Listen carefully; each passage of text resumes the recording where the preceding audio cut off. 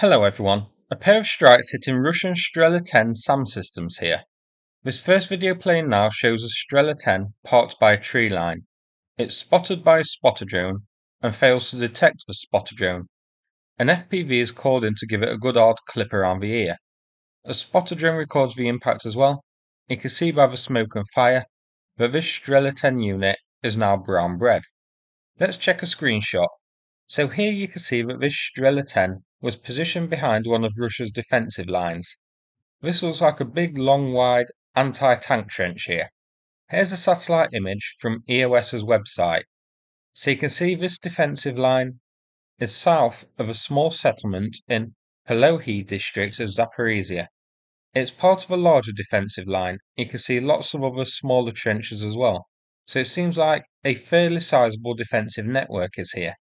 If we zoom out on Google Maps, we can see that this is not far from Novofedorivka. Let's check deep states and see the territorial control at the moment of this region. So it was here. So going towards the northern front lines. The northern front lines about 12 kilometers away. The Strela-10, depending on the variant of the missile used, has a max range of 5 kilometers to 6.9 kilometers, so not very far. Here, roughly, is the range of this Strela-10. So it's not covering the front lines exactly, but providing air coverage a little ways back to safeguard units at the rear from drones, or supposedly to safeguard units at the rear from drones. This one couldn't safeguard itself.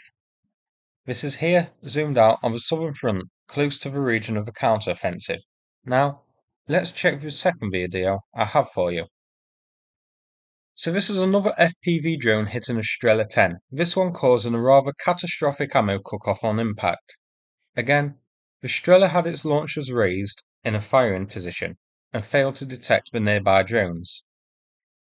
This was here, the Strela-10 parked outside of a small settlement positioned near a tree line. Zoomed out, we can see this settlement is Kreminna, Russia carrying an ongoing and not very successful offensive in this region at the moment. Here's an example of the coverage provided by this Strela-10. So again, we see it positioned a bit behind the lines as a sort of second line of defence after the manpads. So drones are certainly proving their worth on both sides. We have seen that both the SAM systems used by Russia and the SAM systems used by Ukraine find it very, very difficult to track, intercept, detect these sort of spotter drones which are used. We've also seen Russian spotter drones being used many tens of kilometers over Ukrainian territory. So they are definitely tricky to intercept. Here's the location zoomed out, so you can see this is on the northeastern front. On Oryx, 31 Strela-10s are listed. Not a massive number, surprisingly. I expected, given these operate pretty close to the front, that more would be on.